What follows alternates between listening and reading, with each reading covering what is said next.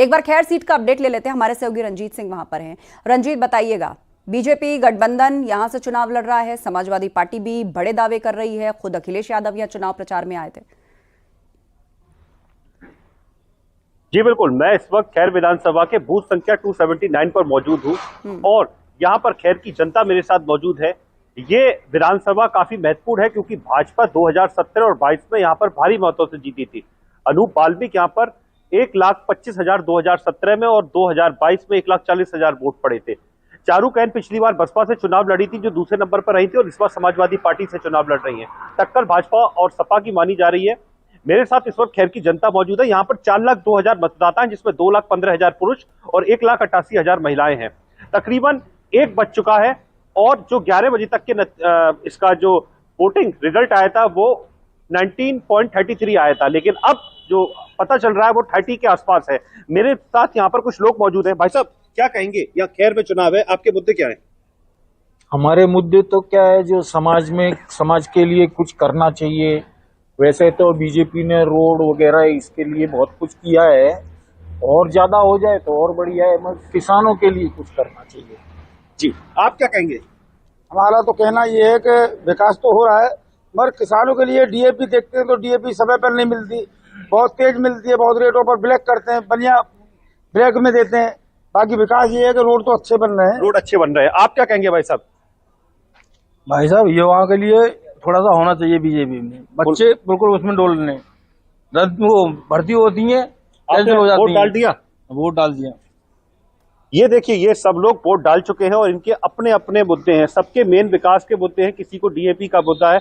ये जाटलैंड कहा जाता है क्योंकि 1,15,000 यहाँ पर जाट है, 1 लाख एससी है, 60,000 ब्राह्मण, 70,000 यहाँ पर जाटव हैं, 30,000 मुस्लिम है। तो जो जाटों का एरिया कहा जाता है। सीएम ने यहाँ पर 2 रैली करी थी, अखिलेश यादव ने भी यहाँ पर रैली करी थी।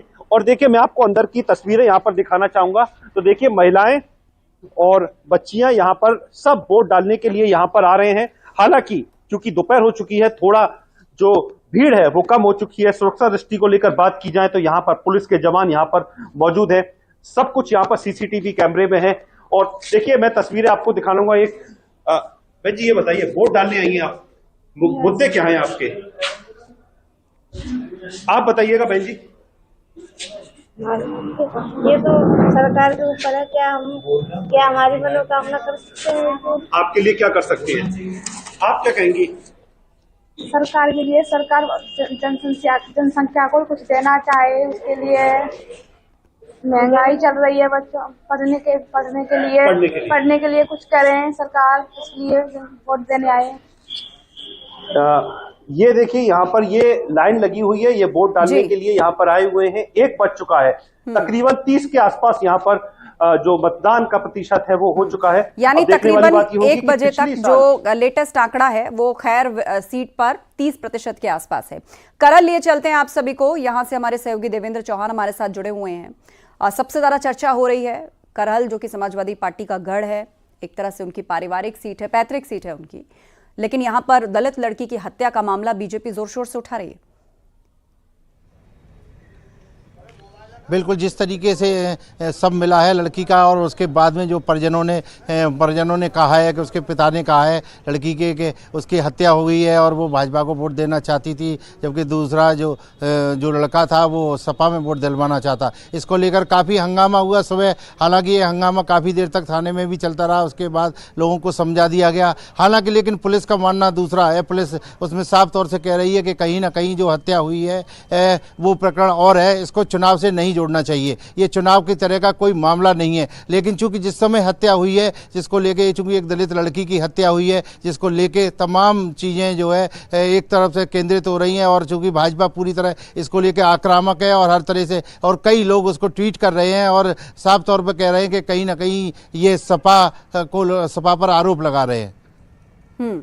इसके अलावा यहाँ पर समाजवादी पार्टी है, बीजेपी के का भी बड़ा दावा है। यहाँ पर उन्होंने जिस तरीके से परिवार के ही एक सदस्य को अपना उम्मीदवार बनाया, सपा की ये पारिवारिक सीट है, और जिस तरीके से वहां पर तेज प्रताप यादव को मैदान में उतारा गया, तो दोनों ही पार्टियों ने कई मुद्दों का यहाँ पर जिक्र किया। तो उस लिहाज से भी यहाँ का पॉलिटिकल मुकाबला बड़ा दिलचस्प है कि परिवार की सीट और उम्मीदवार के तौर पर भी परिवार के ही सदस्यों का मुकाबला।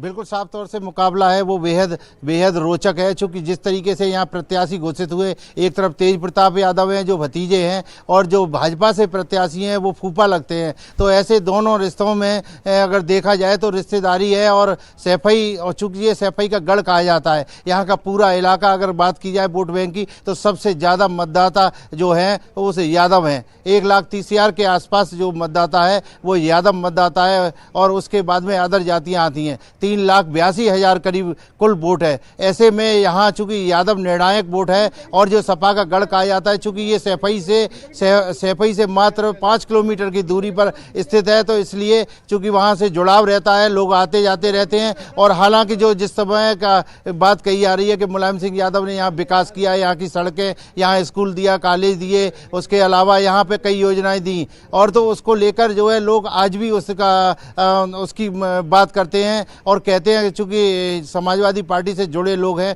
तो वो जरूर कहते हैं। लेकिन जो यहाँ मुकाबला है वो बेहद रोचक है, चूंकि एक तरफ फूफा है तो दूसरी तरफ भतीजा है, जिसको लेके ये पूरे प्रदेश में ये सीट अपने आप में, ताकि आप अपना जो भी आप चाहते हैं लेटर ऑन इन लाइफ, आपको इस महाराष्ट्र से, मुंबई से जो चाहिए आप ले सकते हैं। पूरा ये मिलता है। यहाँ का अरेंजमेंट बहुत बढ़िया रहा है। वोट देने के लिए आराम से आकर सब लोग वोट दे सकते हैं। Isha, what would you like to say? Isha, what would you like to say? I'd like to say that we are here today obviously to vote, and I think it's important for everyone to step out. Everyone's voting booths are close to their homes. They've arranged it in such a wonderful way. So you need to just take that little time, and it's so important to come and vote now instead of sitting later and saying, trying to cry about it. So come and vote today. Today is your day to step out and vote. Thank you. Lok Sabha चुनाव में भी आज voting चल रही है और हेमा मालिनी और बेटी ईशा देओल, उन्होंने मीडिया से बातचीत की और लोगों को प्रोत्साहित किया कि वो लोग वोट जरूर करें, घरों से बाहर निकलें। और प्रोत्साहन भरी एक और तस्वीर आप देखिए स्क्रीन पर, यूपी से ये तस्वीर जहां पर वृद्धावस्था में भी एक महिला वोटिंग के लिए आई हैं। और फिलहाल 5 तस्वीरें आप देख रहे हैं। सचिन तेंदुलकर, अक्षय कुमार, राजकुमार राव, जॉन इब्राहिम, फरहान अख्तर, सभी ने अपना वोट कास्ट किया है। महाराष्ट्र में विधानसभा चुनाव के लिए वोटिंग हो रही है और अपने अपने पोलिंग बूथ पर जाकर सेलिब्रिटीज, मशहूर हस्तियां, चाहे वो खेल जगत से जुड़ी हों या फिर अभिनेता हों, अभिनेत्रियां हों, वो सभी एक एक करके अपना वोट कास्ट करते दिख रहे हैं।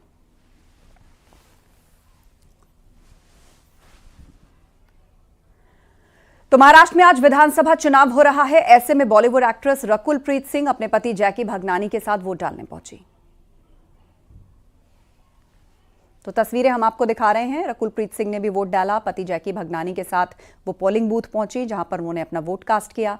महाराष्ट्र में भी विधानसभा चुनाव हो रहा है। महाविकास अघाड़ी और महायुति के बीच में जबरदस्त टक्कर है और दोनों ही गठबंधनों का बड़ा दावा है। बीजेपी कह रही है कि इस बार पूरी तरह से वो वहां पर क्लीन स्वीप करेगी, उसका गठबंधन वहां सरकार बनाएगा।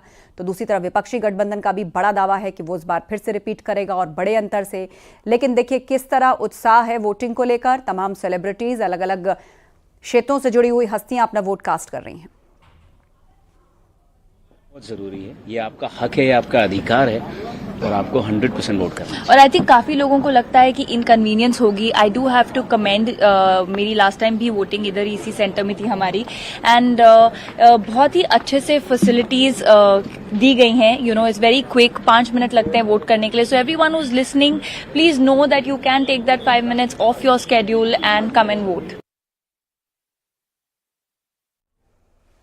और एक बार फिर से आपको यूपी लिए चलते हैं। हमारे सहयोगी सर्वेश दुबे लगातार फूलपुर सीट से हमें अपडेट दे रहे हैं। लोगों से अगर आप बात कर पाएं एक बार फिर से सर्वेश, की वो किन मुद्दों का जिक्र कर रहे हैं। उपचुनाव है, आमतौर पर देखा जाता है कि जो मान्यता है कि इससे ना तो सरकार बदलती है, ना सरकार गिरती है, ना सरकार बनती है, तो लोगों का रुझान जरा कम होता है वोटिंग की तरफ। तो ऐसे में पॉलिटिकल पार्टीज भी जोर लगाती हैं कि उनका वोटर ज्यादा से ज्यादा तादाद में घर से बाहर निकले। तो इस लिहाज से उत्साह दिख रहा है क्या लोगों में? देखिए, मैं आपको बता दूं कि उत्साह नहीं है, क्योंकि सुबह अगर हम बात करें 7 बजे मतदान शुरू हुआ है। 2 घंटे के जो शुरुआती 2 घंटे थे, उन 2 घंटों में यहाँ पर जो मतदान हुआ है वो करीब 8% हुआ है, और उसके बाद करीब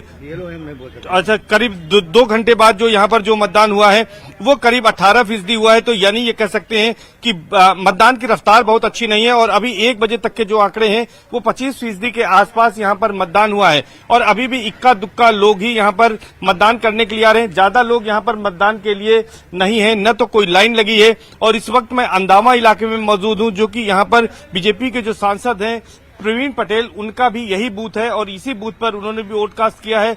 लेकिन इस वक्त यहाँ पर जो मतदाता हैं वो इक्का दुक्का ही मतदाता आ रहे हैं। ऐसे में यहाँ पर सबसे बड़ी समस्या यही है कि मतदान का प्रतिशत बहुत ज्यादा नहीं बढ़ेगा, क्योंकि 5 बजे तक ही, ये सर्दी का मौसम है, 5 बजे तक ही यहाँ पर मतदान होना है। ऐसे में ये कहा जा सकता है कि मतदान का प्रतिशत कम हो सकता है इस सीट पर। अब देखना यह होगा कि यहाँ पर जो लड़ाई है वो बीजेपी प्रत्याशी दीपक पटेल और समाजवादी पार्टी यानी इंडिया गठबंधन के प्रत्याशी जो हैं वो मोहम्मद मुस्तफा सिद्दीकी के बीच है। ऐसे में अगर मतदान कम होता है तो किसको फायदा, किसको नुकसान होता है, ये देखने वाली बात होगी। लेकिन मतदाताओं की अगर बात करें तो मतदाता ज्यादा रुझान वोटों में नहीं दिखा रहे हैं। जो माहौल है वो कोई बहुत उत्साहवर्धक नजर नहीं आ रहा है। इक्का दुक्का लोग ही फूलपुर में मतदान के लिए आते हुए दिख रहे हैं, और उम्मीद की जा रही है कि वो ज्यादा से ज्यादा तादाद में आए। लेकिन अभी दोपहर के 1-1:30 बजे तक की जो स्थिति है, फूलपुर से बहुत उत्साहित मतदान से जुड़ी तस्वीरें नहीं आ रही हैं। आप सभी नजर बनाए रखें। एक छोटे से